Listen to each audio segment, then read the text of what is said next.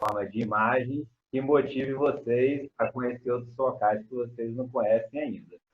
Então, as perguntas assim a gente vai deixar mais para o final, vou conduzindo aqui os slides, as perguntas vocês podem ir mandando aí pelo chat.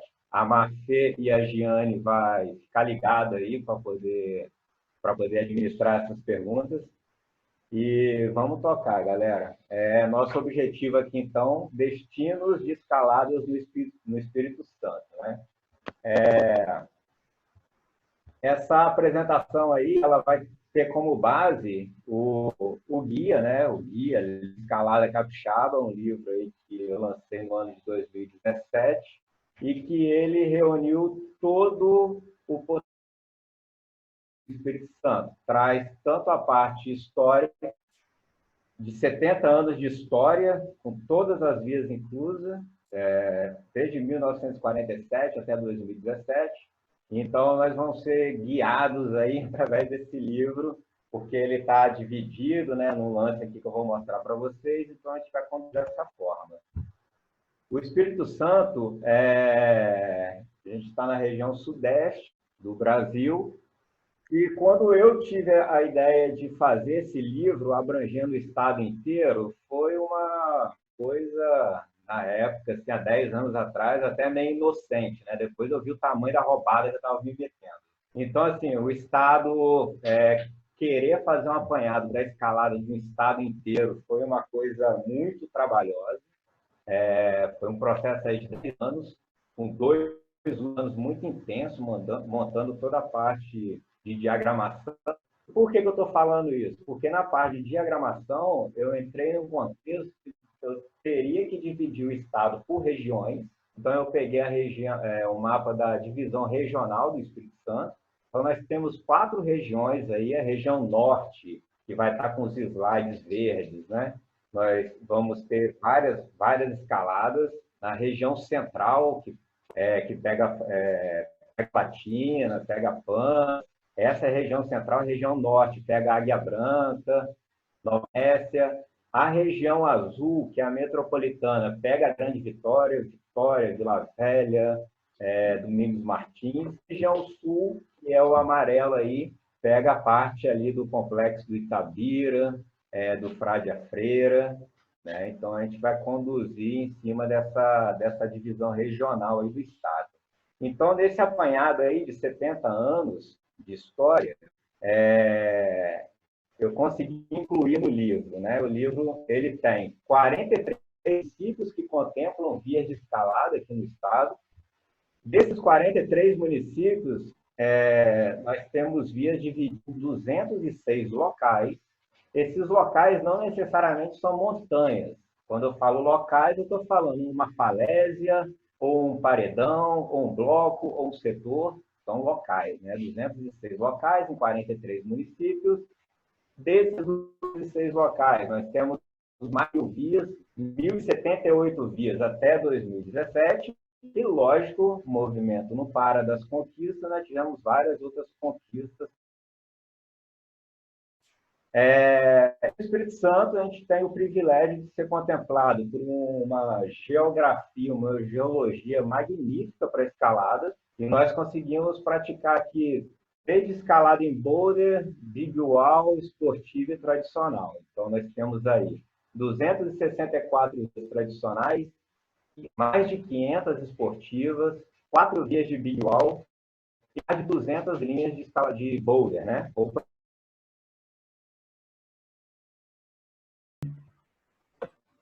Preencheu aquela toda aí, Marcelo? Todinha.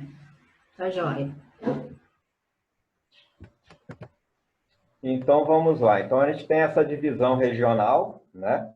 1.000 vias. E dessas 1.000 vias aqui, tive que fazer um resumão, lógico, né? Para a gente poder fazer um apanhado no mais clássico, no que é mais visual, né? Que é as vias que são mais procuradas. Mas antes de falar das regiões em si, a gente tem o início, né? Onde tudo começou. A escalada no Espírito Santo começou em 1947, na década de 40, com a conquista do Pico Itabira. O Pico do Itabira é uma montanha fantástica, uma agulha encravada em Cachoeiro de Itapemirim, na região sul do estado.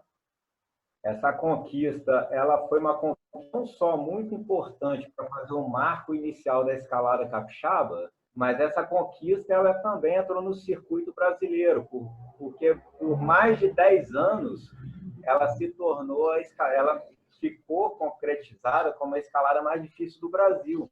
Essa escalada ela foi feita por nossos vizinhos, né, do Rio de Janeiro, pelo pessoal do SERJ, Centro Excursionista Rio de Janeiro, e foi uma empreitada que durou mais de 20 dias. Durante mais de 20 dias, o pessoal aqui, o Silvio Mendes e a equipe dele do SERJ, eles acamparam na base do Itabira, e exatamente por 22 dias foi feita a empreitada da conquista. Tem um slide mais em seguida lá que eu vou mostrar por que essa conquista ficou tão fantástica, sendo durante os anos a mais difícil do Brasil, né? Mas, resumidamente, porque ali na década de 30, década de 40, se buscavam muitas chaminés para poder conquistar o cume das montanhas. E nessa do Itabira, o Silvio Mendes ele teve uma visão além da sua época e eles conquistaram uma face bem exposta da parede do Itabira e que não foi por nenhum sistema de feno, nenhum sistema de chaminé. Então, por causa dessa ousadia, vamos dizer assim, foi uma escalada considerada muito difícil na época e até hoje é uma via que mais de meia dúzia de pessoas repetiram ela. A via de 1947 continua lá intacta até hoje. Através da conquista do Itabira, poucos dias depois da conquista dessa equipe do SERJ ter chegado no cume, a prefeitura de Cachoeiro eles estavam acompanhando, né, de certa forma apoiando esses aventureiros da época, e depois que os caras tiveram todo o trabalho de fazer a conquista, maior perrengue para fazer a conquista, a prefeitura falou para ele: tem como vocês subir lá e colocar um cruzeiro lá em cima agora, para a gente, ver daqui da cidade? E aí eles subiram de novo no topo do Itabira, só que tinha um cachoeirense que ficou acompanhando de perto essa conquista deles, que é o Amâncio Silva, que é esse daqui, ó, da esquerda da foto. O Amâncio Silva e o Silvio Mendes do lado direito. E o Amâncio Silva ele jogava no time de futebol de Cachoeiro e ele pediu, ele ficou muito entusiasmado com aquele movimento da escalada e a galera que está escalando gostou daquilo e levou o Amâncio Silva para o topo do Itabira. Então, o Amâncio Silva ele representa o primeiro escalador do Espírito Santo. Ele foi no bonde da galera conquistando a primeira via do Espírito Santo e se tornou o primeiro escalador do Espírito Santo. Tudo na década de 40, especificamente em 1947. Então, nós temos aí 73 anos, né, de história de escalada aqui no estado.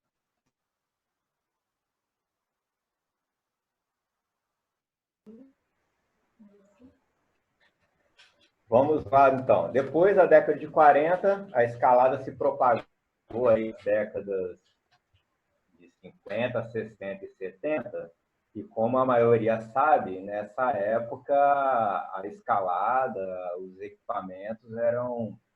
Hoje a gente vai falar dessa forma, né? Uma coisa bem arcaica, assim, o equipamento, mas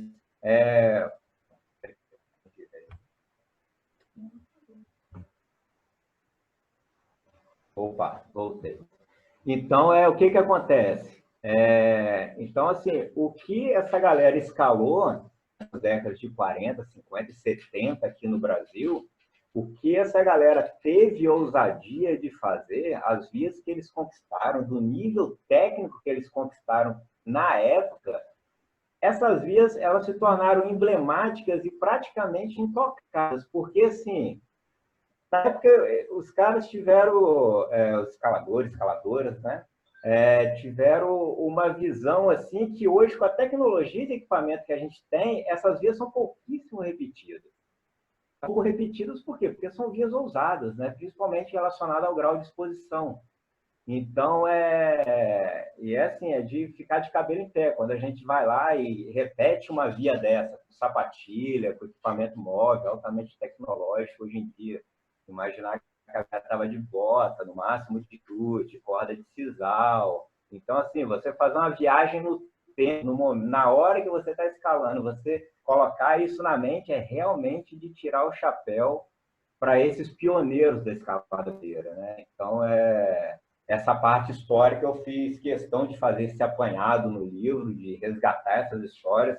Muitas dessas histórias estavam em boletins de conquista dos clubes, né? Então, indico a qualquer escalador, não só escalar, ir lá, subir a montanha e tal, mas buscar a história dos pioneiros, né? Quem abriu aquela via, como foi o empreendimento, os perrengues para abrir as vias. Isso é uma parte que eu acho bem legal. À esquerda aqui, essa fotinha pequena, a gente tem alguns equipamentos que foram usados na conquista dos primeiros cumes, os 5 pontões. Essas fotos são do Jean-Pierre. Aqui embaixo é o Jean-Pierre, o Ivan Calou. Desde o início, né, da escalada aqui no Brasil, criou-se o hábito de duas coisas, né, quando se atinge os cumes virgens: de soltar fogos, né? E a questão de soltar fogos, ela se tornou uma coisa muito emblemática. Por quê? Principalmente nessa época passada, que a escalada não era nada popular, onde chegavam essas figuras exóticas, né, nas cidades do interior, com esses equipamentos falando que ia subir pedra, subir montanha, os moradores e até a cidade toda se mobilizava com aquilo, né?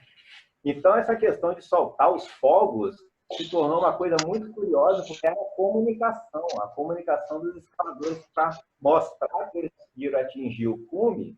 E anos depois, hoje, quando a gente roda aí pelos interiores para poder abrir as vias, acontece muitas vezes da população local, principalmente, né? O pessoal rural fala, na década de 70 a gente ouviu os fogos, os rojões serem soltados. Então, essa montanha já subiu gente lá.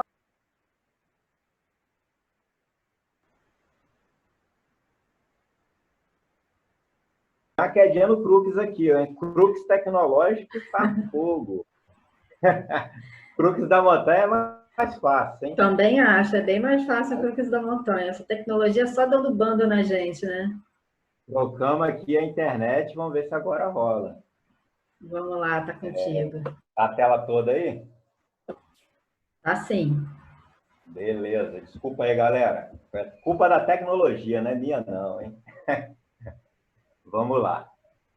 Bom, eu estava falando aí que essas vias, né, elas são vias que entraram, são vias clássicas, né, que ficaram muito emblemáticas, né, por causa desse desafio da galera de antigamente. Então, essa questão dos fogos, né, é uma coisa que até hoje os moradores eles lembram disso. E outra coisa que desde essa época, do início da escalada brasileira, o outro hábito é deixar uma urna no cume com livro dentro, que a gente chama de livro de cume. E ali a gente deixa registrado, né? Quem já teve o privilégio de assinar livro de cume, é muito maneiro a gente chegar no cume da montanha e ver as pessoas que lá estiveram e tal. E essas vias aqui do Espírito Santo, elas têm livro de cume, os originais, e é muito maneiro isso. Então, são coisas que começaram nessa parte histórica e se propaga até hoje, a gente continuando com esse hábito positivo, vamos dizer assim. E nessa época aí de 50, 60, 70, tinha muito improviso, né, na questão dos equipamentos. O objetivo era chegar no cume da montanha, não importava tanto a forma, a técnica, né? Então, aqui embaixo, em cima aqui é a Pedra da Agulha, uma conquista da década de 50, até hoje é considerado uma das vias de chaminé mais difícil do Brasil e se não me engano, a primeira ou segunda chaminé de maior extensão, com 450 metros. É uma conquista de 1959. E embaixo aqui uma galera usando um tronco para poder passar um lance, né? Um lance difícil. E essa foto aqui é de uns escaladores de Alegre, da região sul. Em Alegre, perto do Caparaó, é onde teve o primeiro movimento de escaladores do Espírito Santo, na década de 60. Vamos lá, seguindo. Já na década de 80, já existia um acesso, né, a equipamentos mais modernos, né? A escalada brasileira ela foi evoluindo. Lógico, os escaladores brasileiros de uma forma precária, assim, né? Tentando arrumar equipamento vindo de outros países, né? Depois, na década de 90, a gente já tinha algumas lojas no Brasil. Aqui esse slide é para poder caracterizar, né? Que antigamente se batia os grampos, né? Invenção de brasileiro também. Hoje em dia que a gente tem as chapeletas, batia-se na mão, na marreta. E depois, hoje, a gente tem a facilidade dos marteletes, né, das furadeiras. Então, naquela época, lá da década de 40, conquistando Itabira, os relatos eram que para colocar um grampo com talhadeiras, né, que ficavam cegas muito facilmente, era mais de 1 hora, 2 horas para bater um grampo. Na década de 90, ali a gente já tinha talhadeiras melhores. No ano 2000, a gente já tinha as brocas SDS, com as pontas de vídeo. E hoje, com uma furadeira, 50 segundos para poder fazer um furo. Então, a escalada evoluiu muito, mas sempre lembrando dessa galera, desses pioneiros, de tirar o chapéu para as grandes escaladas que eles deixaram aqui. Né? Bom, depois que eu tinha feito a escrita do livro, eu cheguei nos dados, e foi até curioso, que eu acabei dividindo as conquistas do Espírito Santo por décadas e depois por anos. Né? Então, aqui na coluna da direita, a gente vê uma evolução ali na década de 40. Enquanto a gente tinha 4 vias que foram conquistadas no estado, a gente vê um boom maior de conquista a partir da década de 90. Na década de 90, começou a surgir movimento de escaladores na Grande Vitória e no sul do estado, em Cachoeiro de Itapemirim. 89 vias foram abertas, e depois a grande alavancada foi quando realmente o número de escaladores no estado começou a crescer, foi no ano de 2000, e ali a gente pulou para 410 vias, e no fechamento do livro, na década de 2010 até 2017, nós estávamos com 550 vias, foram abertas aí em 7 anos. Então, todo esse apanhado aí resultou em mais de 1.000 vias ao longo de 70 anos. Aqui nós vamos entrar na parte agora das regiões, né, que eu tinha falado. A região norte do estado, né, como eu tinha falado, ela é a região verde do mapa, lá em cima. Nós temos 7 municípios que abrigam escaladas. Nesses 7 municípios escaladas, estão distribuídos em 38 montanhas e somam 78 vias. Essas vias da região norte do Espírito Santo, elas são mais caracterizadas pelas escaladas tradicionais. Então, quando eu falo tradicional, de repente tem alguém aí na palestra que ainda não escala e tal. Escalada tradicional aqui no Brasil, né? A gente entende mais assim, como são vias que têm mais de 2 enfiadas de corda, resumidamente mais de 100 metros. Né? Então, quando a gente tem paredes com mais de 50, 100 metros, então nós temos as escaladas tradicionais. Aqui no Espírito Santo, a nossa média de menores tradicionais é na média de 300 metros de extensão. Nós temos escaladas aqui até com mais de 1.000 metros de extensão. Então, aqui, como eu tinha muita via, muita montanha bonita para poder mostrar, tive que fazer um resumo, destacando, né, às vezes, as vias que são mais acessíveis, né, até no grau, para poder estar apresentando para vocês, e pela beleza paisagística da montanha, do entorno também. Região de Águia Branca, no norte do Espírito Santo, distante 210 quilômetros da capital Vitória. Assim, a gente está passando na estrada e se depara com a situação dessa daí, ó, montanha brotando do lado do asfalto. Montanhas imensas brotando dessa forma. Então, nessas 4 montanhas aí, 3 delas têm escalada. Eu vou estar mostrando aqui para vocês mais para frente. E aí a gente vai destacar em Águia Branca a região dos 3 pontões de Águia Branca. Aqui no Espírito Santo nós temos muitas montanhas que têm o nome pontões. Então até rola uma confusão assim na cabeça da galera. Não sabe se os 3 pontões é o de Afonso Cláudio, é o de Águia Branca. Só 3 pontões, tem 3 aqui no Espírito Santo. Então, essa montanha aqui de trás são os 3 pontões de Águia Branca. De frente para os 3 pontões, tem essa pedra aqui, que é a Pedra Bonita, que tem uma via muito maneira que chama Olhar do Júnior, e ela é muito legal porque é uma via de mais de 400 metros, super tranquila, terceiro grau geral, com quarto grau. É um grau de exposição E3, né? Para a galera aí que escala já sabe o que é a exposição. E por ser tranquila, esse grau E3 aí, ele nem influencia tanto. É uma via que você coloca 6 costuras na cadeirinha, 2 litrinhos de água, sobe super leve, faz uma via para poder contemplar uma paisagem fantástica dos 3 pontões aqui, ó. E essas montanhas aqui que estão nesse corredor que leva aos 3 pontões, essa cadeia montanhosa começa no centro de Águia Branca e vai sendo conduzida até os 3 pontões. Os 3 pontões é a última montanha da cadeia. Então, é uma via de destaque, já foi bem repetida essa via. Fica uma dica aí para vocês quando forem escalar em Águia Branca.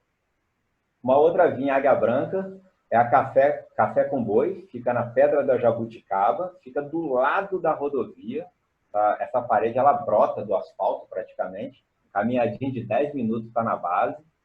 É uma via também que tem um grau baixo, uma exposição mediana, né? E 580 metros. Então, é uma via bem longa, prazerosa para ser feita, para quem curte tradicional. Muito maneiro aí para poder colocar no roteiro. Temos aí a Expresso Lunar, que é uma via que já está localizada no córrego da Onça, né, que a gente chama, na Pedra da Onça, especificamente. Tem essa formação aqui dessas crateras, e a linha da via passa do lado disso. É muito maneiro. Quando você está nessas enfiadas aqui do lado das crateras, quando a gente fala alguma coisa, o eco que volta e que dá para ouvir todo mundo da região é muito alto. Qualquer coisa que a gente fala ecoa muito alto na região. É uma via também com grau mediano, tem 740 metros, é a 4ª maior escalada do Espírito Santo. 740 metros. E aí está o magnífico 3 pontões de Águia Branca. Os 3 pontões é essa ponta, é o pontão maior, esse é o médio e esse é o pequeno. Todos os 3 têm vias. Essa via que eu coloquei aqui, a Túnel do Tempo, ela sobe esse costão gigante aqui, ó, muito costão. Até aqui é escalaminhado, não tem proteção nenhuma, não. E a escalada começa a partir do sistema de chaminés de várias larguras, e que conduz ao cume dos 3 pontões. Essa foto ela foi batida de uma via que a gente está conquistando, eu e o Giane a gente está conquistando, que é uma via que fica de frente para os 3 pontões, uma visão fantástica. Então, os 3 pontões ele é o final da cadeia de Águia Branca, é uma cadeia montanhosa muito bonita que começa desde lá do centro da cidade. Então, a Águia Branca ela tem destaque aí como um município com muito potencial, tanto de vias já conquistadas, como coisas para poder conquistar ainda. Nova Venécia, né? Nova Venécia também tem destaque na região norte. Essa pedra aqui de fundo, aqui, ó, imponente, é a Pedra da Fortaleza, teve uma via que foi conquistada recentemente, que eu vou chegar nela. E essa foto aqui foi batida do Pico do Dedo, eu vou chegar nele também. Então, é assim, aqui no Espírito Santo você está escalando a pedra, já de olho na outra que você já vai escalar, que você já vai conquistar, você não sabe para onde olhar, porque sempre vai ter objetivo para poder fazer. Fica perdido. Então, esse daqui é o Pico do Dedo. O Pico do Dedo, ele tem essa protuberância vertical aqui, assim, vamos dizer, e o lado esquerdo dessa protuberância, como se fosse uma laca gigante, é um sistema de chaminé de 200 metros. Ela teve essa via chaminé dos 20 mil, conquistada na década de 60, 1965. É uma via, assim, com um grau mais exigente, principalmente porque é uma via de 5º para o 6º grau, e com exposição é 3, né? Então, para quem escala chaminé, sabe que isso aí já é uma coisinha mais puxada para o psicológico. É uma via que também teve pouquíssimas repetições, é uma via conquistada nessa época do pioneirismo da escalada brasileira, né? Década de 60, dá para considerar isso ainda, aqueles equipamentos mais primários. E, recentemente, no ano passado, nós conquistamos essa via Mãe da Lua, que fica na aresta oposta, a aresta sul, que passa aqui por trás da montanha, uma via de sexto com sétimo, ao contrário da chaminé dos 20.000, essa via aqui já é uma via mais de parede, né?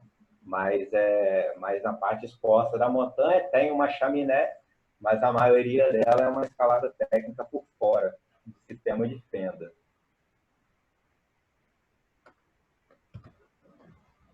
Esse daí é o Dente de Pedra, essa via Varridos pela Eternidade. Ela mistura muitas técnicas, ela tem chaminé, tem fenda frontal, tem oposição. Se eu não me engano, é uma via que ainda não tem repetição. Fica mais em Cristalina, que é um distrito de Nova Venécia, uma via de 330 metros. É escalada em livre misturada com escalada artificial.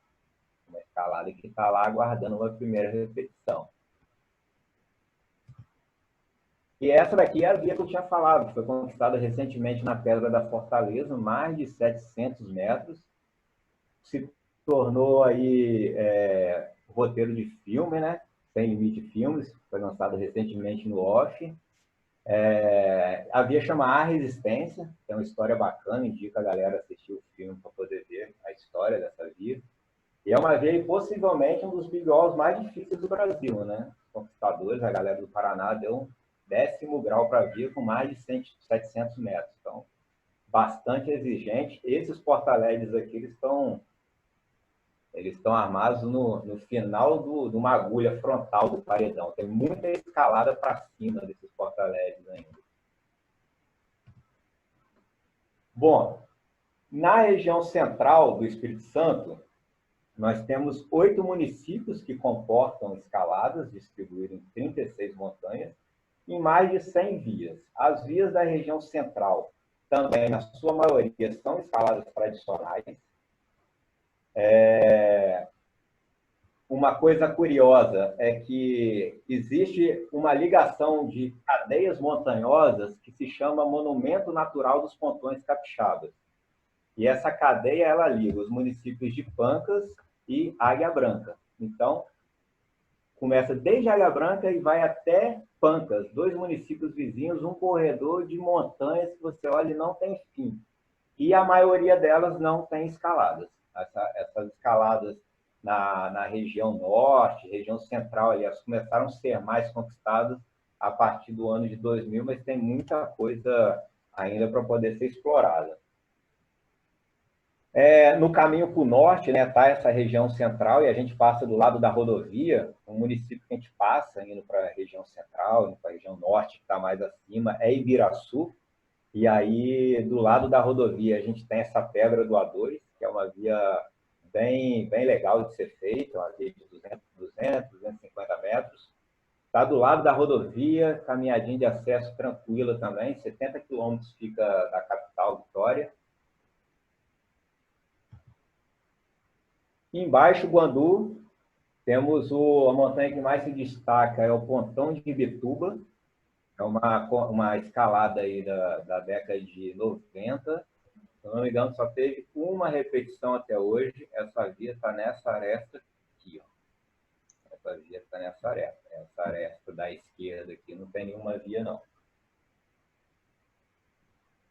Então, vocês vão vendo aí que o Espírito Santo, além de ter aquelas paredes chapadas, né, tem muitas montanhas em formato de agulha. E como eu tinha falado, tem muitas montanhas que têm esse nome pontão ou pontões. E por isso que o pessoal confunde muito. É o pontão, os 3 pontões de qual município? Então, a gente vai dando essa explicada e no livro está tudo bem definido também. Então, como eu tinha falado, ó, é uma cadeia montanhosa que o Monumento Natural dos Pontões Capixabas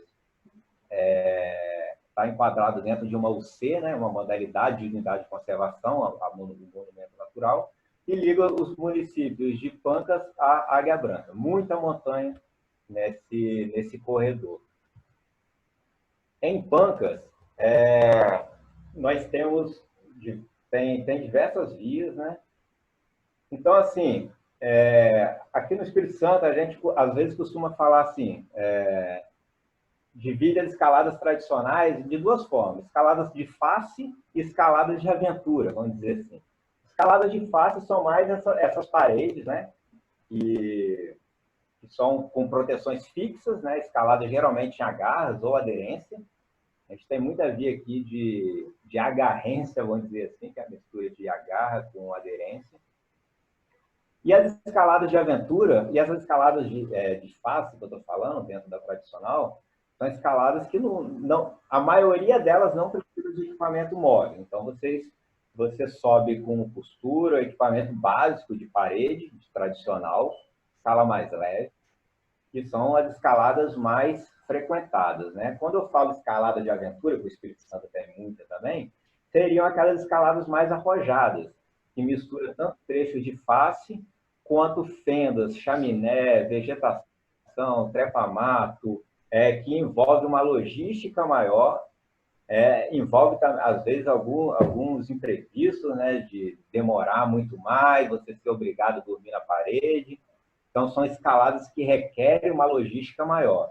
E tanto Águia Branca, Pancas, Cinco Pontões, a maioria desses locais que eu estou falando, quando eu falo que tem escaladas tradicionais, eles têm tanto dessas vias de face quanto essas vias de aventura, escalada tradicional de aventura e escalada tradicional de face. Então, em Pancas, uma via muito frequentada é Boas-Vindas, é uma via de 460 metros, super bem protegida, para quem conhece de tradicional aí, ó, imagina, 460 metros de tradicional em E1 é muito protegido. Então, assim, uma coisa curiosa, vou entregar o jogo aqui, Sandro, Vitor, foram os caras que estiveram conquistando essa via junto comigo. Quando a gente começou a abrir as vias em Pancas, a gente estava numa pegada vindo do histórico das escaladas tradicionais aqui que os pioneiros faziam, né? As escaladas na média ali de E3, as vias mais expostas. E as vias de Pancas, Pancas, Águia Branca, a gente começou a abrir nessa pegada de E3, às vezes até E4. E aí começou a rolar a galera, alguns reclamavam, né, da exposição em alguns lances, principalmente a galera de outros estados que vinham escalar aqui, sentiam essa exposição, principalmente no psicológico, né? Então, a gente falou assim, cara, vamos fazer o seguinte, vamos abrir uma via extremamente protegida para quando a galera chegar na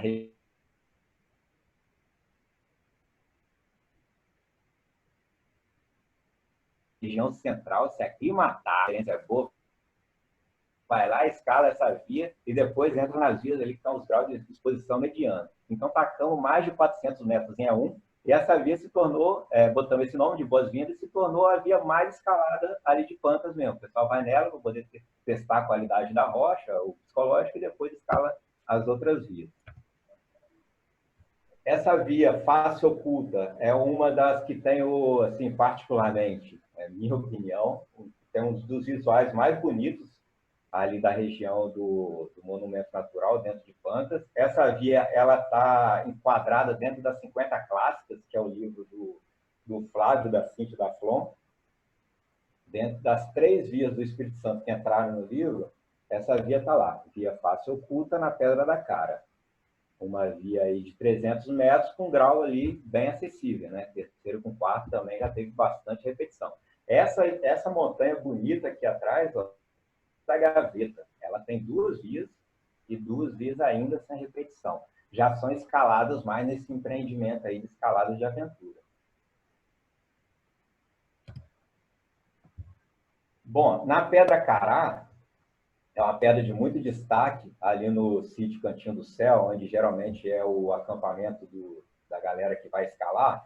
Essa pedra fica nos fundos ali da casa do Fabinho e da Dona Joana, são os nossos anfitriões lá.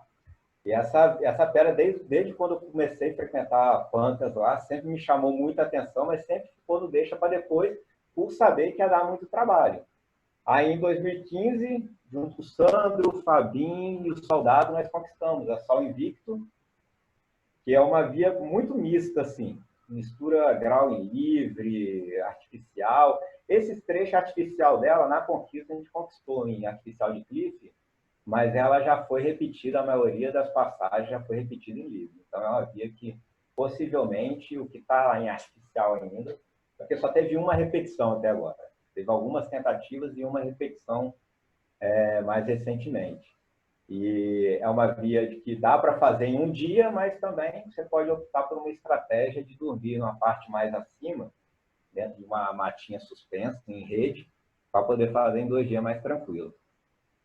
E numa face à direita da São Invicto está a Obrigado Amigos, que uma equipe de escaladores tchecos, eles baixaram em Pancas no ano de logo depois da São Invicto, em 2016, e conquistaram uma via super exigente, que tem os graus das passagens mais difíceis em 9º grau, é o grau geral. Sexto, e tem alguns lances de 8º, 9º, ainda sem repetição, mas também de mais de 600 metros. Essa foto da direita aí, esses pontinhos pequenos, nossas redes armadas fazendo uma pernoite, e ali um tonel cheio de água que a gente foi rebocando para poder fazer a conquista durante alguns dias. À esquerda aqui é a galera da equipe tcheca conquistando a Obrigado Amigo. Aqui, essa pedra de fundo aqui é a Pedra Caracas, que eu estava falando antes. A Só Invicto está aqui assim, onde eu estou passando o mouse. E a Obrigado Amigos está nessas fendas diagonais aqui, ó, subindo, e elas praticamente terminam juntas aqui. A Pedra da Boca é uma via que recebeu uma primeira conquista chamada de Amigo Imaginário, rendeu um filme também de mesmo nome, e essa via foi aonde, pela primeira vez, escaladoras mulheres aqui do estado conquistaram uma via integralmente, só elas, né? Sem ter algum sexo masculino participando da conquista. Então, escaladores capixabas abriram, né? Isso foi em 2013, e nós fizemos o filme Amigo Imaginário, que rodou alguns festivais, foi bem legal. E é uma via também muito procurada. É uma via de E3, e vai até uma pedra de formação muito curiosa, que ela tem um negativão, e é a boca da pedra, né? Por isso, Pedra da Boca. Bom, a Chaminé Brasília é onde está, dessas escaladas que eu estava falando, essas escaladas mais ousadas, né? Essa via é de 1959. Então, quando eu falei lá naqueles primeiros slides, né, que tem a via sobe por aqui assim, no sistema de chaminé, tem chaminé desde chaminé estreita, que mal passa você com capacete, tem história, né? Tem chaminé Brasília rendeu muita história já. Teve história de repetição que teve gente que teve que arrancar o capacete para conseguir passar dentro de uma chaminé de tão estreita que é. Equipamento móvel que ficou para trás, pernoites não planejadas dentro da chaminé, é uma escalada muito exigente fisicamente, psicologicamente, requer um planejamento, uma estratégia muito bem aplicada. Assim, lógico, está dominando escalar ali quinto com sexto grau, com exposição é 4, né?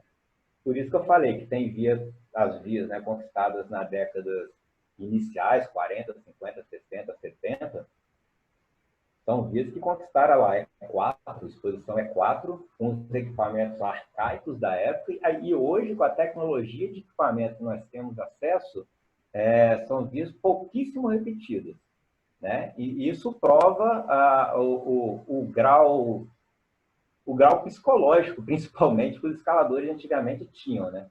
Então, é muito louvável isso. E essas vias a gente tem que procurar preservar a identidade de conquista delas. Então, jamais alterar, incluir grampos aonde não tinha. O máximo que a gente deve fazer nessas vias é fazer a manutenção. E nós, a galera aí que escala, sabe, até antes da manutenção, por mais bem intencional que seja, você fazer a manutenção de uma escalada para manter a segurança dela, é totalmente aconselhável entrar em contato com algum dos conquistadores, ou até mesmo todos os conquistadores, para poder pedir, para poder fazer essa manutenção. Temos que ter, nós dessa geração agora, nós temos que ter a cautela de manter a originalidade dessas vias, porque isso é um carimbo, é uma coisa histórica, né?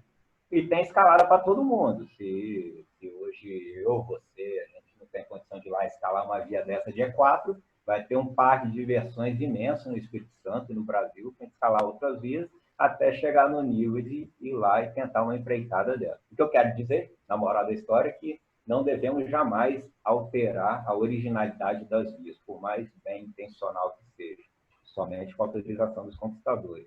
Estou falando isso também porque, infelizmente, aqui no Espírito Santo já teve algumas vias alteradas sem as devidas conversas prévias, né? Isso não é nada legal. Poucos casos, mas teve. Felizmente, poucos casos. Bom, aí nós vamos entrar na região metropolitana. A região metropolitana, ela já agrega a parte da Grande Vitória, Guarapari, Afonso Cláudio, a parte mais central do mapa do Espírito Santo. Já na região metropolitana, a gente vai ver tradicional, vai ver esportivo e vai ver boulder. Vai ver tudo isso misturado. Então, para quem faz uma viagem para o Espírito Santo for mais perto de Vitória, tem como fazer tradicional, boulder, esportivo, tudo pertinho de Vitória. É uma estratégia para se escalar aqui no estado, para quem é de outro estado, vir na região metropolitana e fazer essa mistura. Mas, para a galera que tem mais foco em tradicional, geralmente foca ir para a região central, para a região norte, para a região sul, que são onde tem as maiores aglomerações de vias tradicionais. Então, aqui na região metropolitana, nós temos aí 17 municípios com escaladas, distribuídos em 66 montanhas, ou blocos, ou setores, como eu tinha falado, e mais de 600 vias, nessas 3 modalidades. E dentro de Vitória, nós temos uma situação dessa. Olha só essa situação. Isso daí é uma área extremamente urbana em Vitória, atrás de um shopping. Essas luzes aqui é de um shopping, primeiro shopping da Grande Vitória. Quero dizer que é muito conhecido. E você chega com o carro, estaciona, o acesso é atravessar a rua e você tem 11 vias para poder escalar, do 4º ao 8º grau. Olha o tamanho da facilidade. Escaladas urbanas, né, vamos dizer assim.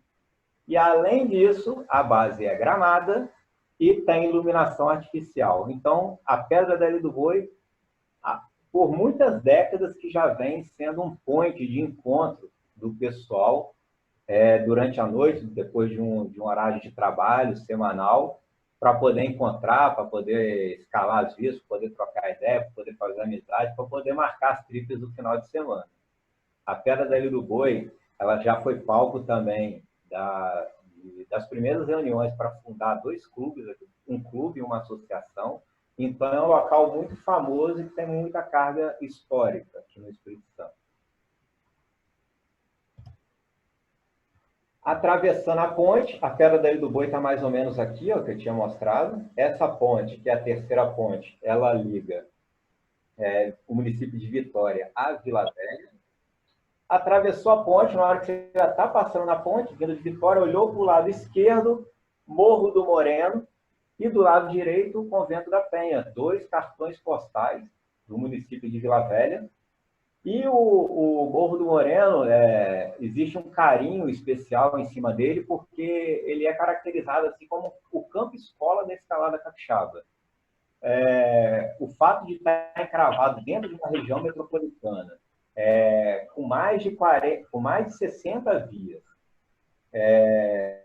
e vias que têm graus diferenciados, mas dentro da escalada esportiva, tornou ele um lugar muito acessível, um lugar muito frequentado, e é um lugar que acompanhou várias gerações de escaladores aqui do estado, provando dessas vias.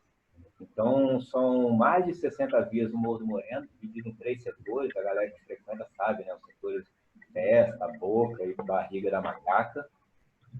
Essa via é uma via muito frequentada, que chama Garras Soltas. Os visuais, esse setor é o setor da Boca, os visuais são bem legais desse setor, mas tem várias outras vias, tem até escalada imóvel no Morro do Moreno também.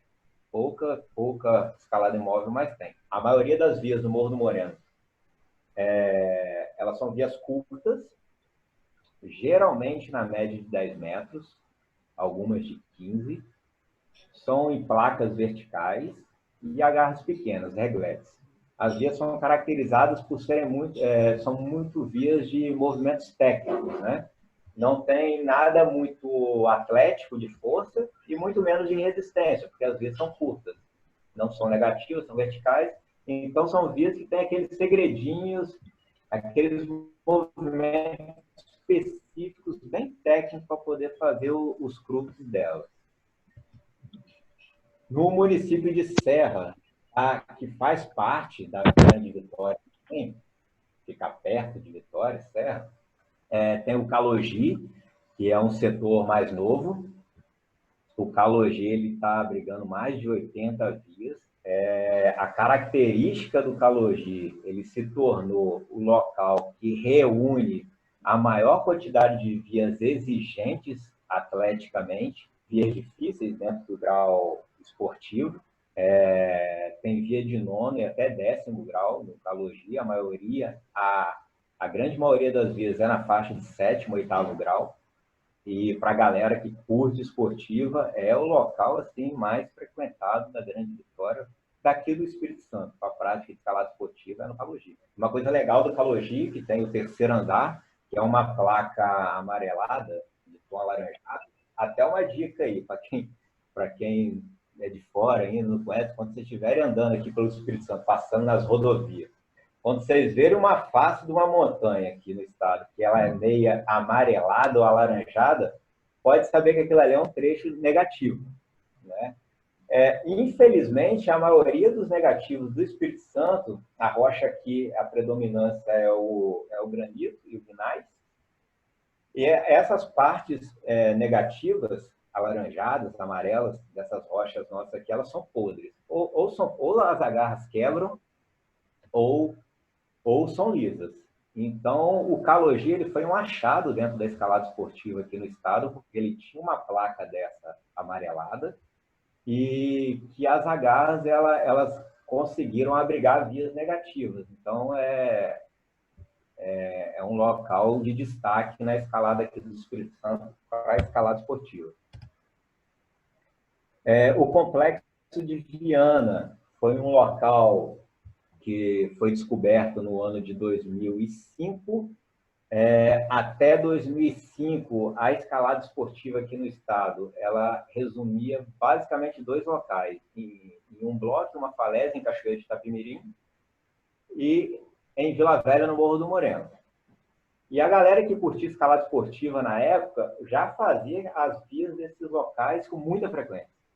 Rolava até, assim, de tanta invenção de moda, de ficar repetindo as mesmas vias, rolava ficar desescalando as vias, escalar a via de olho vendado, né? Então, rolava as invenções, porque as vias, quem estava escalando mais forte já tinha escalado tudo e tinha que ficar repetindo aquelas vias para poder manter o grau e para poder tentar evoluir. Então, existia uma carência, é isso que eu quero dizer. Então, a gente ficou meio desnorteado na época, loucos assim, querendo achar um novo local para poder abrir vias com graus mais exigentes, vias que fossem diferentes das de Cachoeiro, das do Morro do Moreno.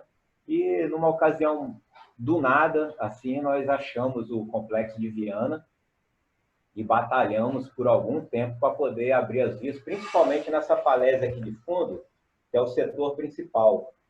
Essas vias aqui foi a primeira vez que nós tivemos vias com característica mais de vias de resistência, né? Vias de 25 metros, numa placa vertical. Essas vias aqui, na época, a gente abriu tudo no batedor, não tinha furadeira ainda.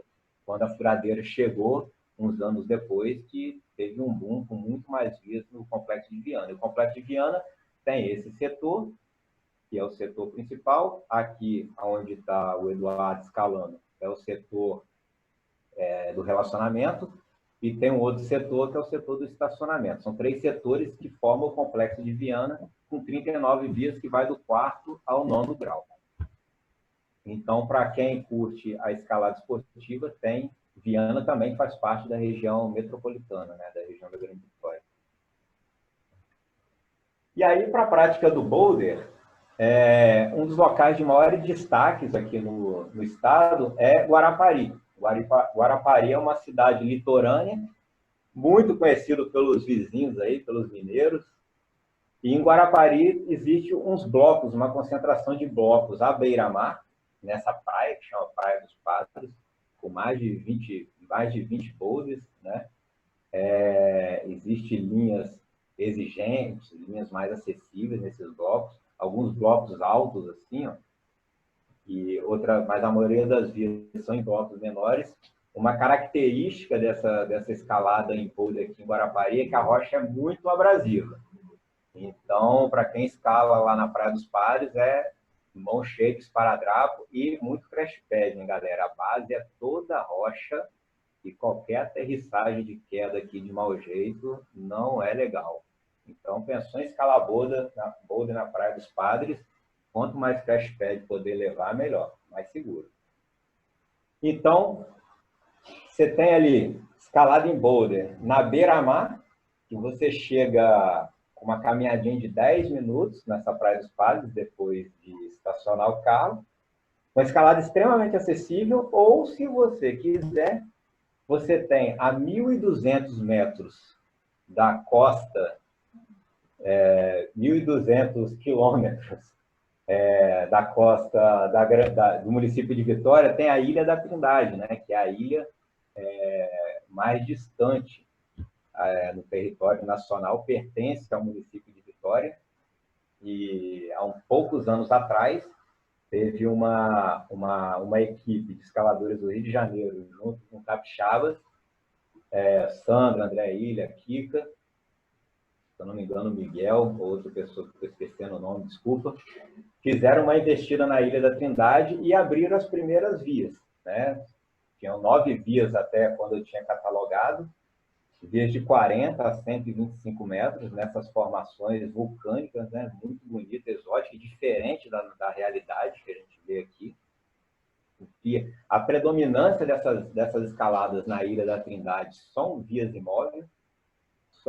Pelo que eu conversei com o Sandro, com o André, praticamente só as paradas assim, que tem proteção fixa.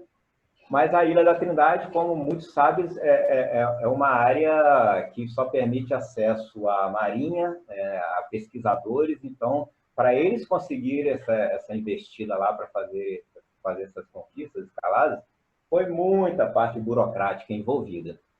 Então, assim, além da distância, né, toda a logística que envolve, tem essa parte burocrática aí para poder estar escalando na Ilha da Trindade. Afonso Cláudio. Em Afonso Cláudio está ali próximo a Domingos Martins. Nós temos essa montanha magnífica que também se chama Três Pontões. Só que é os Três Pontões de Afonso Cláudio agora. É uma montanha que teve a sua primeira via conquistada na década de 50 por um sistema de chaminés.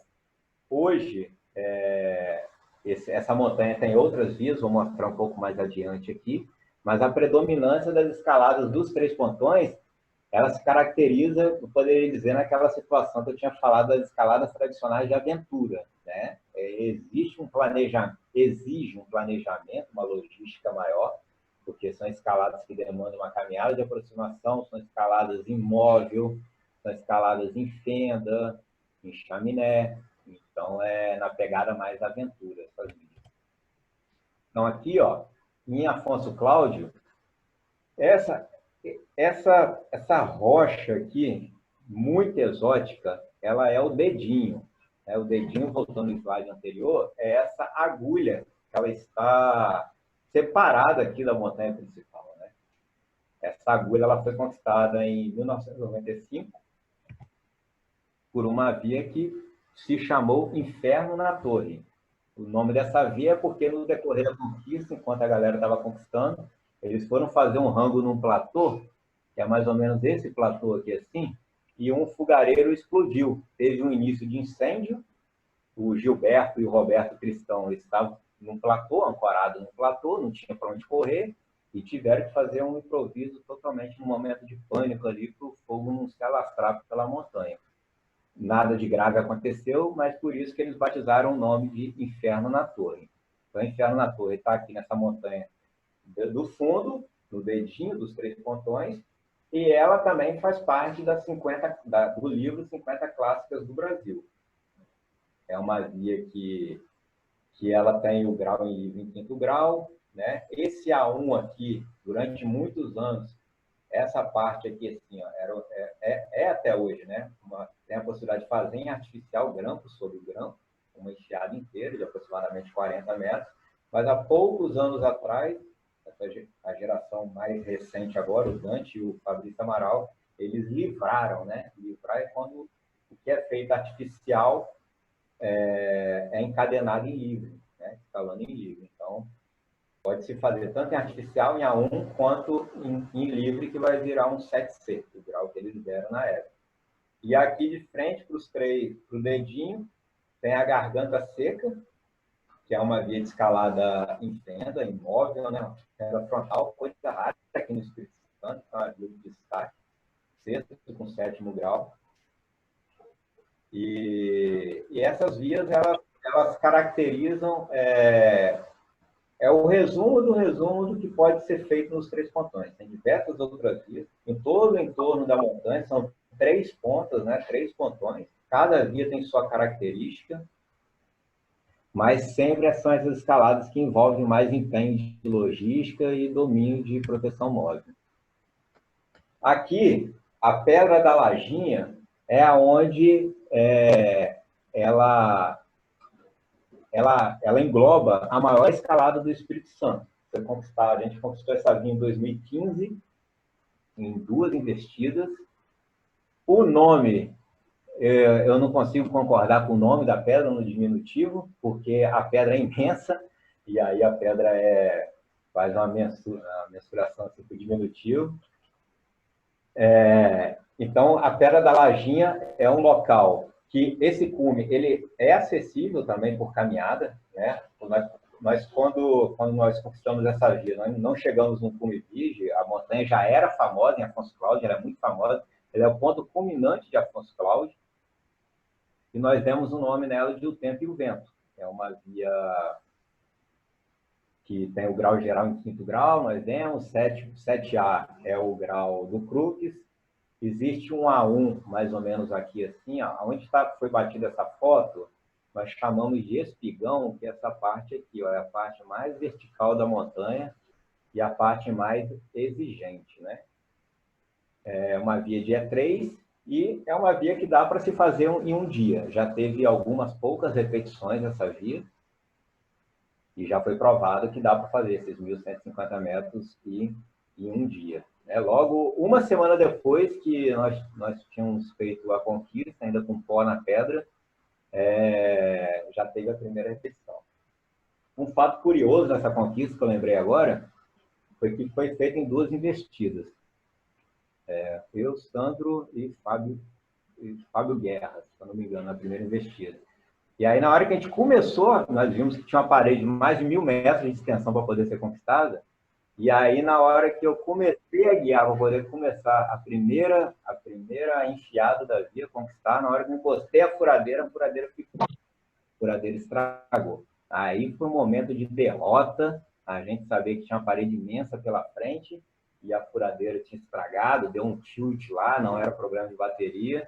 Só que aí o Sandro botou uma pilha e aí nós conquistamos 700 metros no punho, nessa primeira ocasião. Nós conquistamos até aqui assim, punho, e depois nós voltamos em outra investida e conquistamos o resto da via já com a furadeira, de 2015. Infelizmente, não temos nenhuma foto que consegue transmitir a imensidão dessa parede durante a escalada, assim, não conseguimos fazer. Então, essa foto aqui, parece que a parede é pequenininha, mas depois dessa virada aqui, tem muita rocha, tem uns 400 metros de pedra aqui, dessa virada para cima. Onde eu estou passando o mouse é mais ou menos aqui, ó. Essa outra foto da esquerda.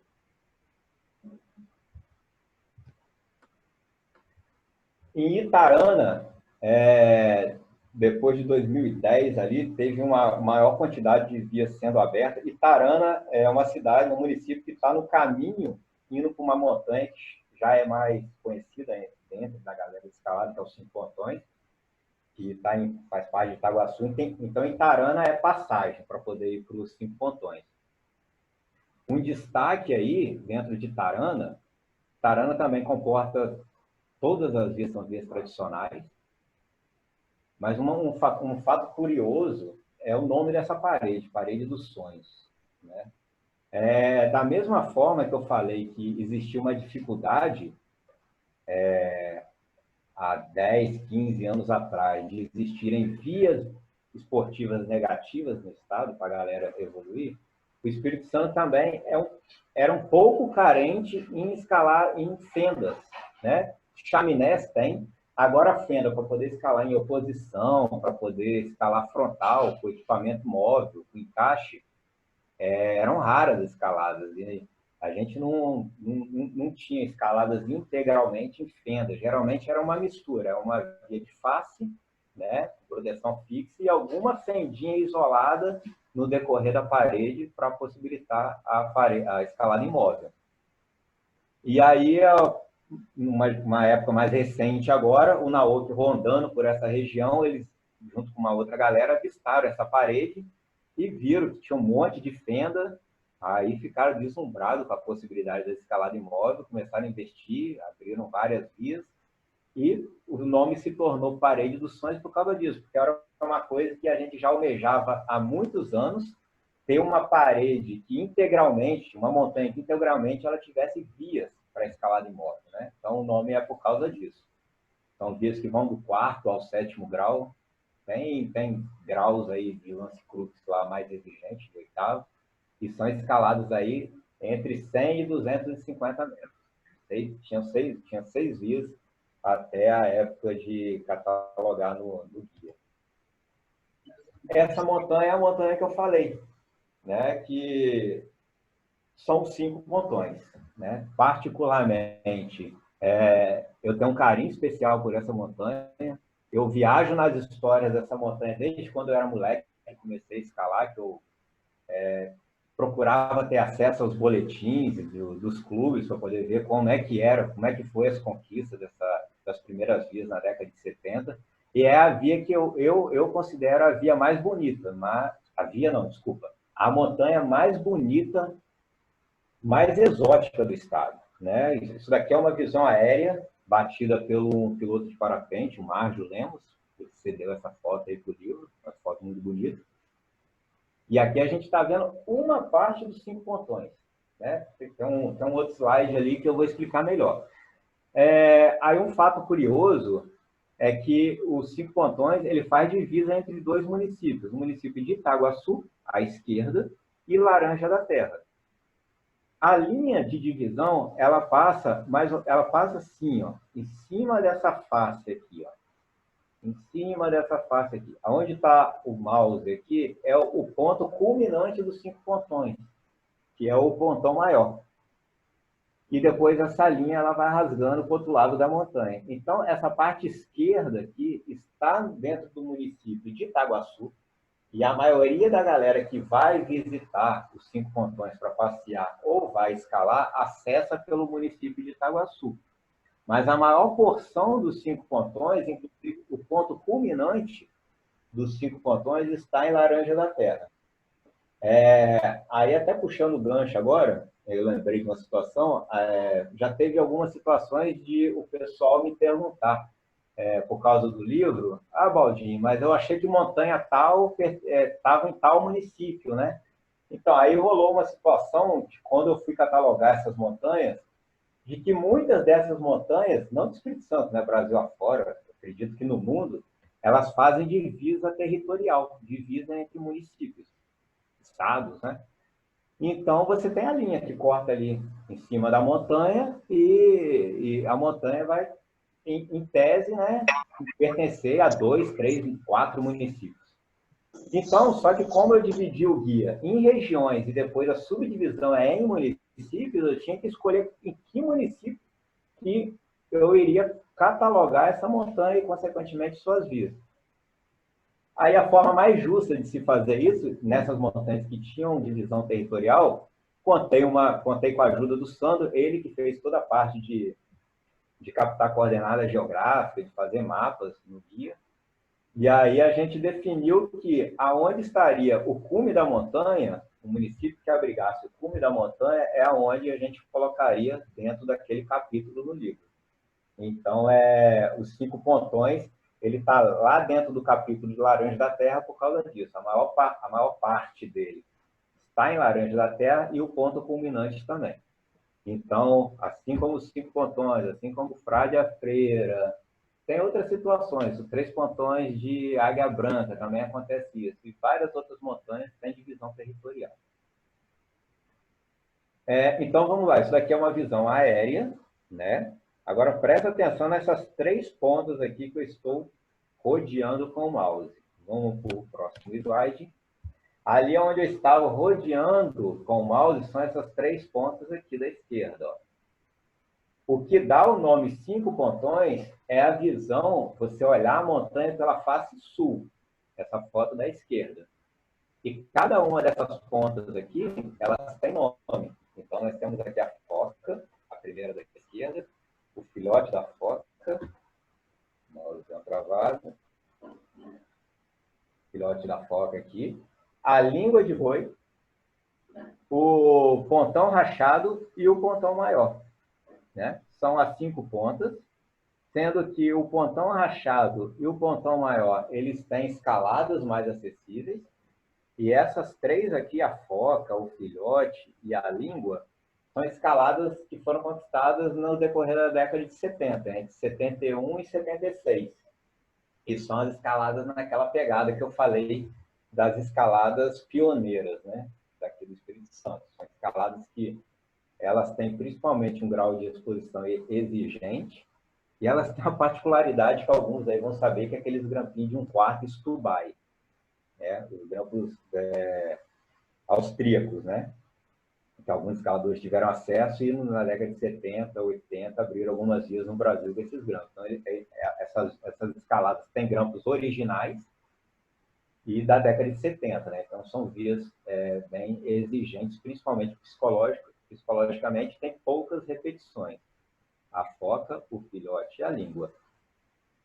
Então, como eu falei, já o rachado e o maior, eles têm escaladas mais acessíveis. Aí nós vamos destacar o seguinte, o maior, aqui, olhando para essa face de cada direita, se a gente der uma seta aqui, entrar na direita, lá, ó, rodeando a montanha para a direita, nós vamos nos deparar com essa face leste. O que nós não estamos vendo nessa foto aqui está sendo revelado a partir do momento que a gente quebrou essa quina aqui, ó, e foi para a direita. Então, revelou outra parte da montanha. E aí, todo esse conjunto aqui, desse anfiteatro de agulhas aqui, faz parte do topo do pontão maior. O pontão maior é esse daqui, que é o ponto culminante dos 5 pontões, e essas agulhas aqui, cada uma delas tem escaladas, que chegam, às vezes, em cume do tamanho de uma mesa, uma mesinha. Como essa agulha aqui, ó, pitoco do alemão. O 17 de julho, essa agulha mais protuberante aqui, que se destaca mais, é uma conquista da década de 70 também. Então, essas 3 aqui da esquerda e o 17 de julho foram conquistadas na década de 70, além do pontão maior, que foi na década de 60, anterior.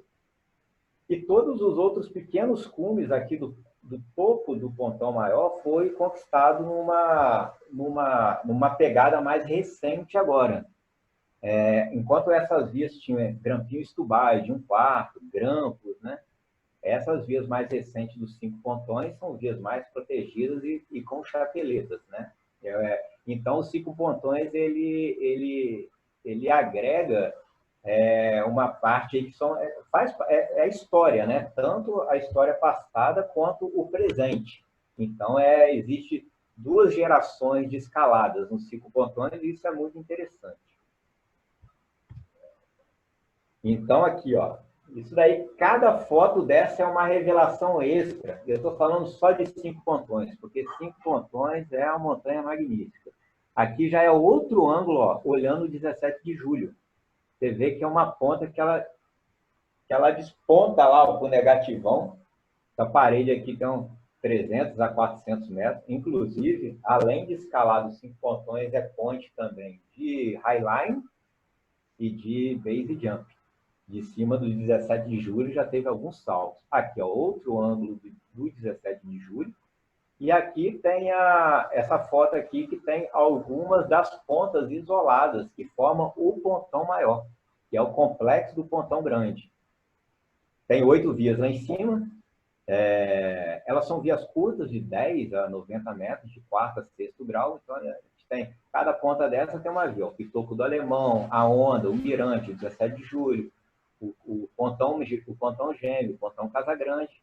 São tudo vias que estão lá em cima, estão lá na parte alta da montanha.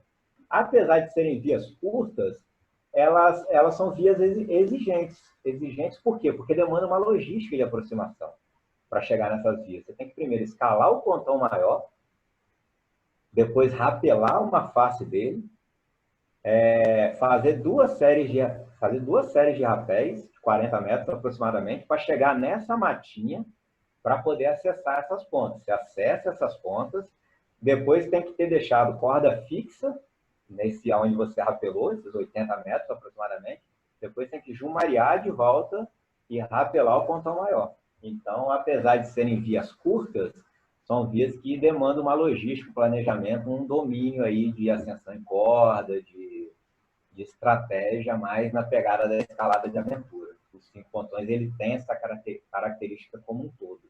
Essas escaladas mais na pegada de aventura. Aí tem uma via, a via do Filhote. Ela é considerada um dos maiores negativos de escalada do Brasil. É uma via de grau A2+, para quem entende de grau de artificial, já é um tanto exigente assim. Na época foi conquistado com muito piton. As primeiras inserções de piton em fendas foi aí no Filhote. Mas a maioria desses trechos que se usou piton, dá para usar peças móveis pequenas que a gente tem acesso hoje, né? Então, essa foto aí está caracterizando a conquista do Filhote, e na década de 70, os estribos aqui, ó, as escadinhas fabricadas, né, o Jean-Pierre aqui na conquista, sem sapatilha, né, piton, as coisas ali do primórdio da escalada brasileira. Os pioneiros. E aqui a geração mais recente da escalada, isso daqui é uma via conquistada há uns 5 anos atrás, no 17 de julho, uma via curta, e nessa pegada de ser uma via mais bem protegida, com grau em livre, até um pouco mais exigente, mas são vias mais curtas. Essa via está lá em cima do complexo do Pontão Grande, fazendo parte ali do 17 de julho. Então, 17 de julho tem 2 vias. Uma da década de 70 e essa aqui que é a Caolho. Um fato curioso do nome Caolho é porque quando você está escalando ela, o aconselhável é fechar o olho direito, escalar com o olho só. Porque se você abrir o olho direito e olhar esse paredão de 400 metros ali, dá uma bambeada nas pernas. Então, ganhou esse nome por causa dessa característica aí. Região sul do Espírito Santo, né? A região lá embaixo do mapa da divisão territorial do estado. Nós temos 13 municípios com escaladas, divididas em 51 montanhas e 222 vias. As vias da região sul, elas vão ser escaladas esportivas, tradicionais e tem até algum big wall.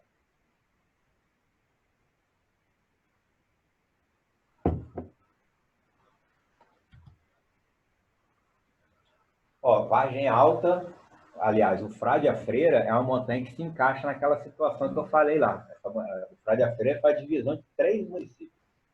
E aí, como o cume do Frade está em Vargem Alta, na época a gente colocou dentro do capítulo de Vargem Alta por causa disso. O cume do Frade, o Frade é essa montanha aqui, da esquerda, ele está geminado, né, com a Freira. Essa visão é da BR-101 Sul, BR que liga o Espírito Santo ao Rio de Janeiro. Então, assim, você passa nessa BR, essa montanha tem total destaque. É uma montanha que é cartão postal do Espírito Santo. Falou em pedra, monumento natural, Frade a Freira, tem muito destaque aqui no estado, é muito conhecido. E o Frade a Freira tem vias antigas, da década de 50. O Frade, a subida do Frade é praticamente uma escalaminhada, essa costa, essa costa aqui do Frade. E aí, para poder escalar a Freira, a via principal da Freira, você tem que escalar o Frade. Geralmente se faz o seguinte: escala o Frade, dorme no final de uma tarde, dorme no cume, uma sequência de 3 rapéis aqui na frente do Frade, faz a caminhada nesse colo que liga as duas montanhas, escala aqui uma via que passa debaixo do queixo da Freira, chega no cume dela, rapela. E aí, feito isso, você tem 3 opções. Volta Jumariano um monte de corda, depois de ter deixado aqui no Frade, ou desce por trás da montanha, por uma mata que tem atrás, e de tão íngreme que essa mata que tem aqui atrás, tem que fazer alguns rapéis em árvores, e geralmente as poucas repetições que a Freira teve foi nessa estratégia, e uma repetição mais recente da Freira conseguiu descer aqui por essa frente. Existem 3 opções. Então, para quem for escalar o Frade a Freira, e qualquer montanha dessa que exige mais na logística, galera, aconselho sempre. Tem muita descrição no livro, lá no guia. Além disso, se você não estiver seguro aí com as informações escritas, procurar, né, conversar com alguém que já repetiu essas escaladas, que exigem uma logística, para poder fazer um planejamento maior e não entrar em nenhuma roubada, né, necessariamente. Pico dos Pontões, mais uma montanha com o nome Pontões, e essa já é uma montanha está menos no radar das montanhas conhecidas aqui no estado. Mas todas essas agulhas aqui, elas têm escaladas. E são, fora essa ponta aqui, que é o pontão médio, que se chega por escalaminhada, de uma forma bem mais tranquila, essas outras 2 pontas aqui, que é a ponta menor e a ponta maior, tem vias bem exigentes na pegada da escalada de aventura, chaminé, tenda, móvel, e essa ponta aqui tem uma via de vídeo alto. Tem essa verruguinha aqui em cima, lá no cume. É o Pico dos Pontões de Mimoso do Sul. Está bem lá abaixo do mapa do Espírito Santo.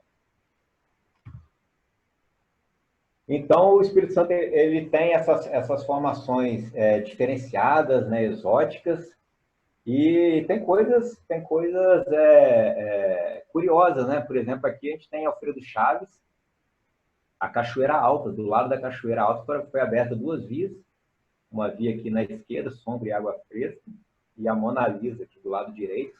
Então, tem escalada até em cachoeira aqui no Espírito Santo, galera. Prato cheio aí.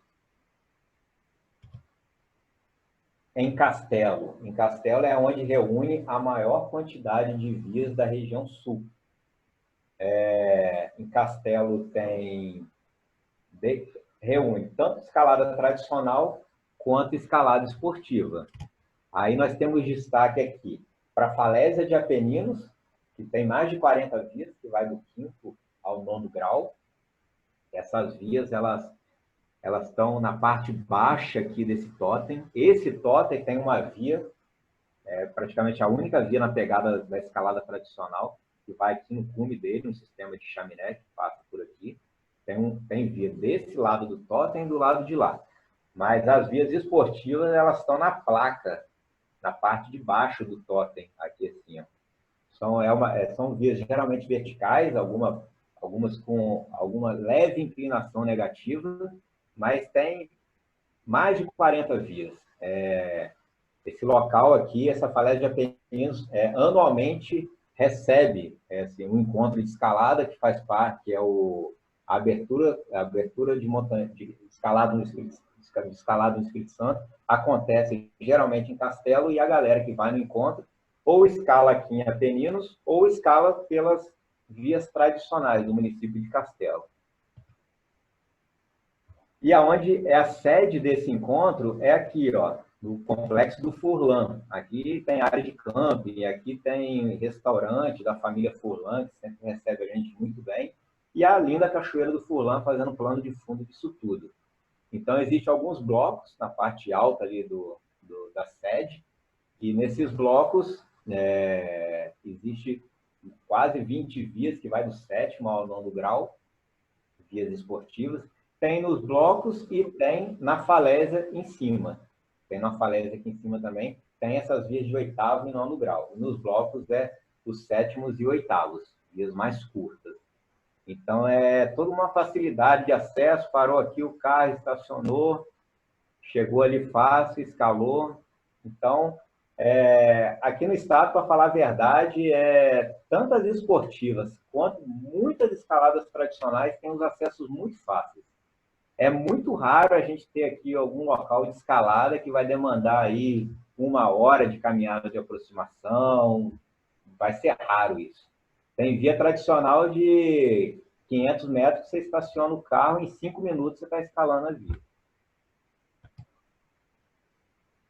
Essa via, essa escalada é uma das primeiras que foi conquistada em Castelo, né? Essa daqui é uma visão do cume. Infelizmente, aqui, ó, no cantinho aqui tem uma pedreira, né? Infelizmente, tanto na região norte do estado quanto no sul existe essa parte de extração de mármore e granito. Felizmente, algumas montanhas que estavam começando a ser comidas, vamos dizer assim, pelo bicho-homem, né? Destruindo elas, principalmente as montanhas que estão acima do relevo, tiveram essas pedreiras embargadas, paradas, né? O caso mais famoso é a Pedra do Elefante, em Nova Venécia. A pedreira, ela destruiu boa parte da tromba do elefante, com a cicatriz eterna e horrível lá, mas felizmente é uma situação drástica que parou de consumir ali a montanha bela que a gente tem no norte. Isso daqui é a Pedra São Luís, última cartada. Essa via eu coloquei por causa dessas formações. Se eu não me engano, ainda não tem repetição. Essas formações de canaletas é uma formação muito exótica, diferenciada, pelo menos aqui no estado. A Pedra do Fio é uma montanha de grande destaque em Castelo. Abriga 2 vias. Uma via da década de 60, que passa à esquerda aqui do totem, ainda sem repetição, e uma via conquistada na parte da direita do totem do fio, que é no fio da navalha, uma via exigente, de 6º com 7º grau. Essa via da esquerda também é exigente, só que é mais na pegada da escalada em chaminé, naquela pegada da década de 60, 70. E essa via aqui mais recente, ela já é na face da direita aqui do totem, uma mistura de escalada imóvel, artificial, lances e livre, até de 8º grau. Via bem exigente. Ambas sem repetição. Bom, em Cachoeiro de Itapemirim, onde nós começamos lá no primeiro slide, nós temos esse conjunto de formação rochosa aqui. O da esquerda, à esquerda aqui, é o Pico do Itabira, e essas montanhas à direita aqui é o Complexo do Itabira. Na década de 80, principalmente 90, eu sou da geração 90 da escalada, quando a gente falava em vamos sair com uma trip aí no final de semana para escalar tradicional, nós íamos aqui para o Complexo do Itabira e escalava nessas 3 montanhas aqui, ou complexo, né? Fora o Itabira em si. Então, essas paredes aqui, elas têm muito escaladas tradicionais em aderência. Então, estou para dizer que de escalada de aderência, aqui no Complexo do Itabira é onde tem a predominância aqui no estado. E aí, no Complexo do Itabira, tem 12 vias tradicionais, a menor com 100 metros, a maior com 500, vias que vão aí de 3º a 6º grau. Então, tem via bem tranquilinha para poder fazer de 3º grau, a disposição é 3. até vias mais exigentes de 500 metros, até com crookes em cesto.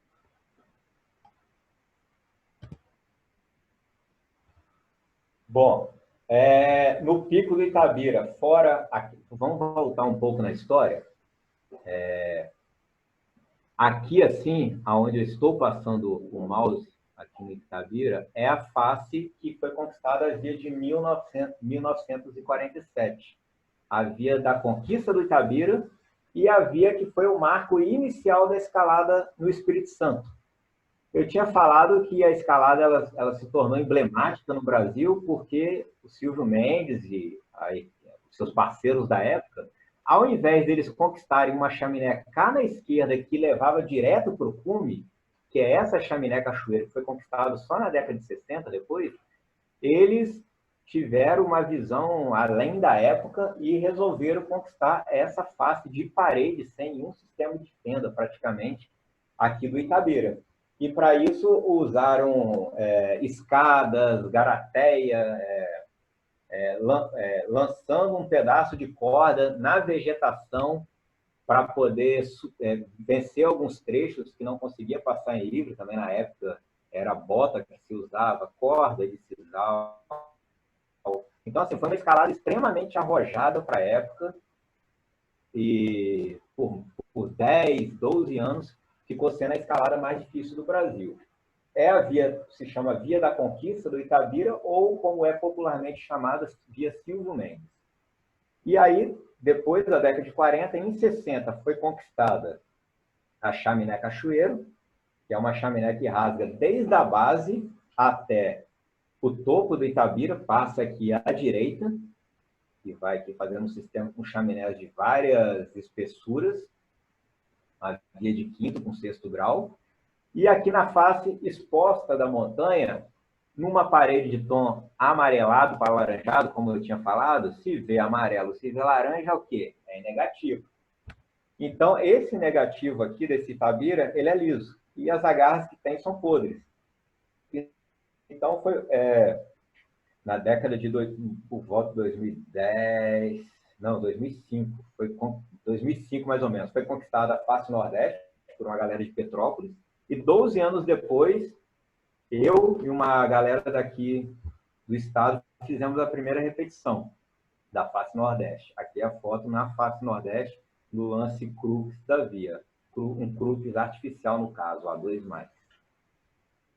Essas são duas vias que a gente está vendo aqui, fora a Silvio Mendes, mais uma via por trás lá, que é a chaminé Edilson de Barro. Então, o Itabira, montanha ícone, marco inicial da escalada no Espírito Santo, tem 4 vias. Todas essas vias na pegada da escalada de aventura. Vias que demandam logística, planejamento, domínio de escalada imóvel, chaminé, carregar peso, puxando parede acima. Então, é isso daí. Então, a gente começou lá com onde nasceu a escalada aqui no estado, há 73 anos atrás, e vamos finalizando aqui novamente com Itabira. Eu tive que fazer esse apanhado resumido de 1000 vias e mais de 200 montanhas. Eu tive que fazer esse resumo para caber dentro dessa apresentação aí para vocês, né? Como eu falei no início, meu objetivo aqui são 2. Lançar a proposta para quem ainda não escalou no Espírito Santo.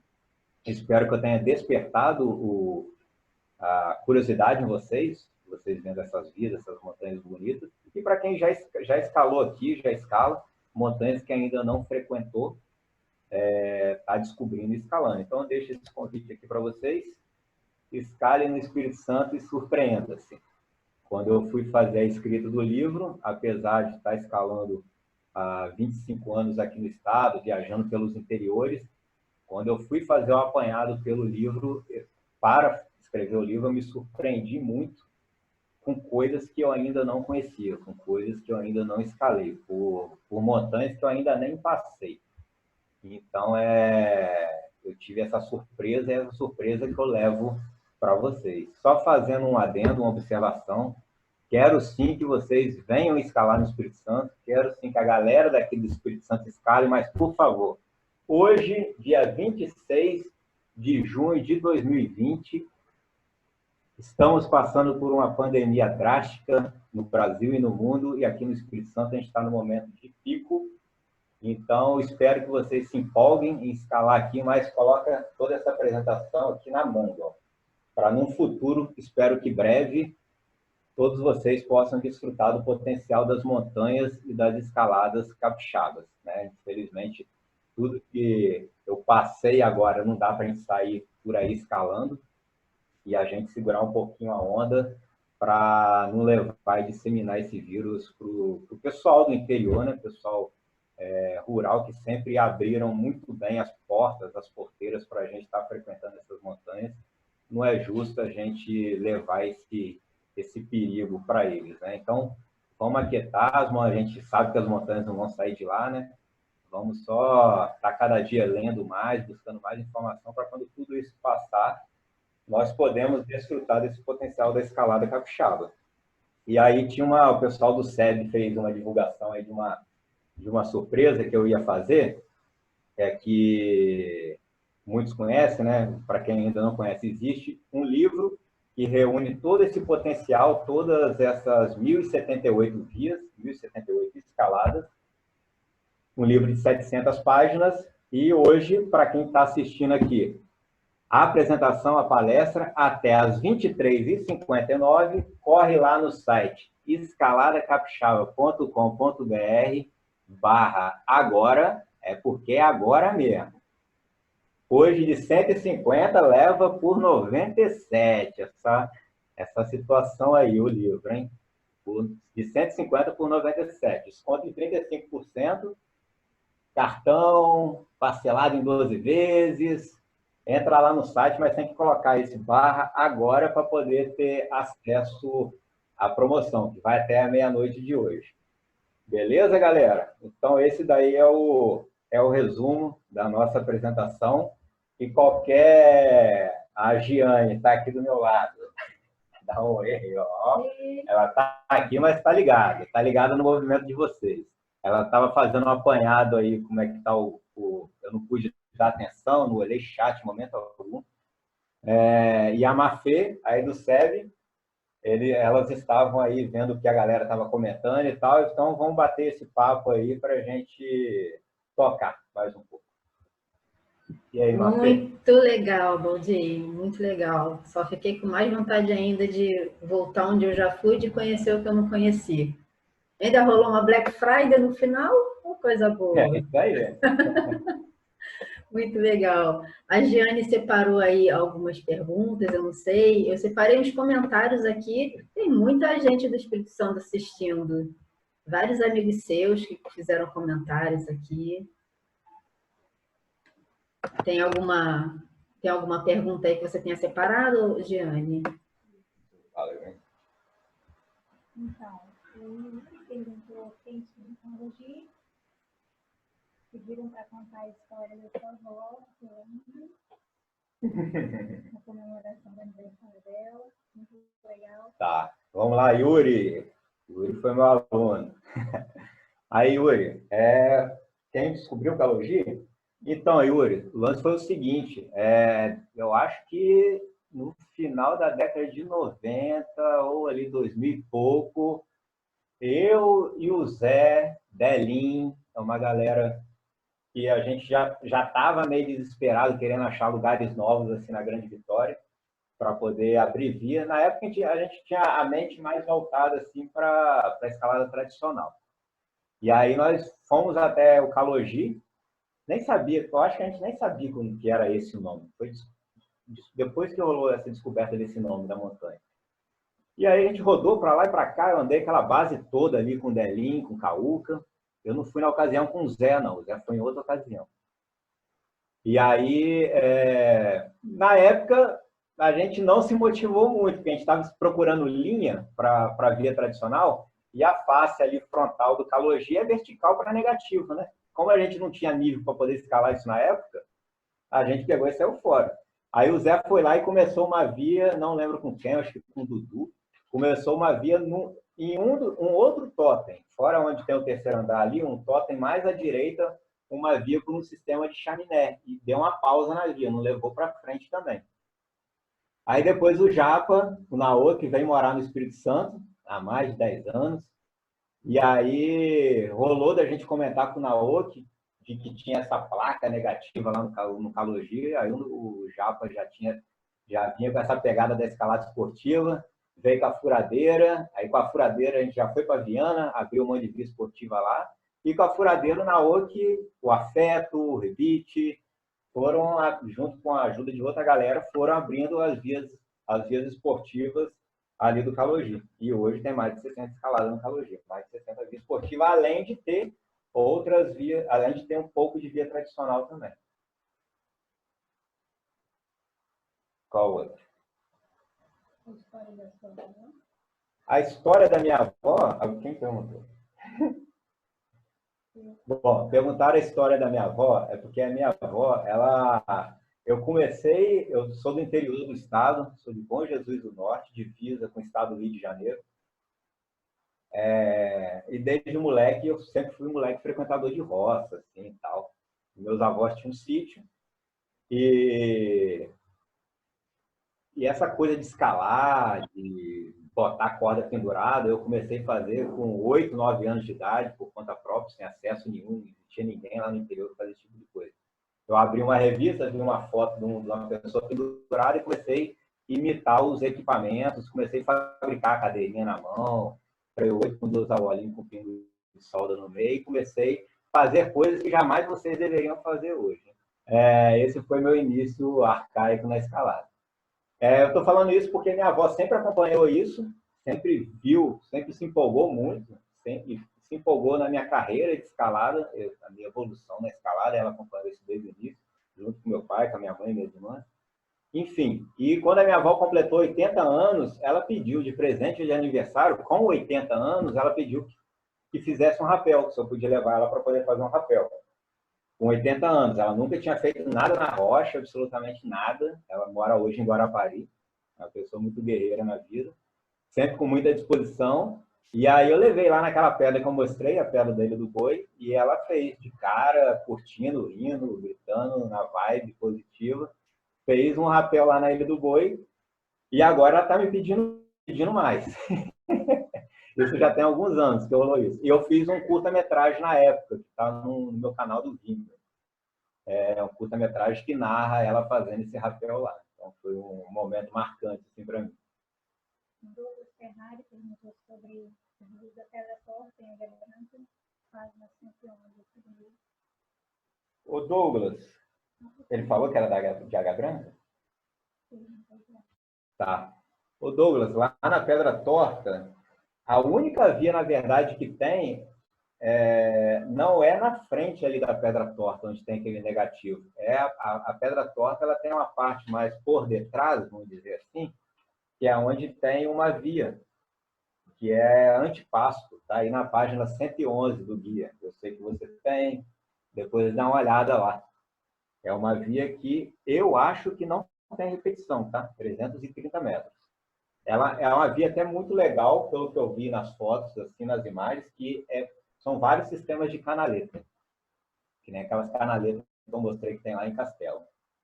Mas na parte frontal da torta ainda não tem, não. Tem na parte de trás. Marcelo, estou procurando aqui sobre o nome dele, ele fez um comentário sobre o livro Horizontes Verticais de Jean-Pierre e comentou que eles faziam justamente o que hoje pessoas com equipamento, faladores de agora não conseguem ou não arriscam. Horizontes Verticais é um livro do Jean-Pierre que eu li aquelas páginas do livro do Jean-Pierre várias vezes. Eu sempre fui, como eu tinha falado, né? Sempre fui, desde moleque que eu comecei a escalar, sempre fui fascinado nessa parte histórica. E o Jean-Pierre consegue ali transmitir com muita emoção e até uma pegada até poética, às vezes, no decorrer do livro, essas conquistas, né, que eles fizeram aqui, principalmente na década de 70. Então, é um livro muito maneiro, recomendo a leitura dele. E é o que você falou aí. Quem falou? Quem fez esse comentário? O Marcelo falou aí. É isso, Marcelo. Eu sabia que essa galera teve a disposição aí de fazer aí na época, hoje em dia. tem poucas repetições ainda. São vias que estão lá, faz o marco histórico, né? E são vias que aguardam essas repetições, porque, assim, dessas vias históricas que eu fiz aqui no Espírito Santo, é aquilo que eu tinha comentado. Quando você está ali escalando, com a corda que a gente tem hoje, com a sapatilha super aderente, você está ali fazendo aquelas enfiadas ali expostas, imaginando essa galera com os equipamentos que tinha na época, você, chega a ser emocionante, cara, repetir essas vias. Então, essas escaladas clássicas aí é muito maneiro de estar nela. É isso aí. O Giane está perguntando aqui se você viu mais algum movimento aí, Mafê. Se não, é por isso aí. Exatamente esses aí que ela viu foram os que eu separei. Você falou aquela hora que você falou da Ilha da Trindade. Outro dia desse aqui, cadê uma palestra sobre as aventuras dela? Ela tocou nessa trip da Ilha da Trindade. Sensacional, que lugar maravilhoso. Uma logística complicadíssima, longe para Dedéu, mas ela faria de novo várias e várias vezes. Deu vontade. Eu tô nessa fila aí também. Nossa, bacana demais. Só tem que, de repente, na próxima encarnação, nascendo de novo, conseguindo escalar o tanto que ela escala, talvez eu vá. Muito legal. Escala muito mesmo. Eu acho que assim, a quantidade de pessoas está diminuindo. Acho que dá para abrir o microfone aí, quem quiser perguntar alguma coisa por áudio, né? Agora que já não tem tanta gente. Muito bacana, Baldinho. A gente tá meio que com o costume de todo ano marcar alguma excursão. O Ricardo Barros está aqui, ele marca uma excursão para o Espírito Santo todo ano. E acho que quem do clube estiver assistindo aqui, na próxima já vai estar inscrito na prancheta, porque sensacional. O lugar é de babar. Esse movimento de vocês vir para cá todo ano é muito maneiro. Vocês vêm numa galera, né? E cada ano vindo num local diferente é melhor ainda. E não só o SEB, no ano que nós fomos... Foi para Castelo, Ricardo? O ano que nós fomos, acho que para Castelo, o pessoal do Carioca foi para o outro campo.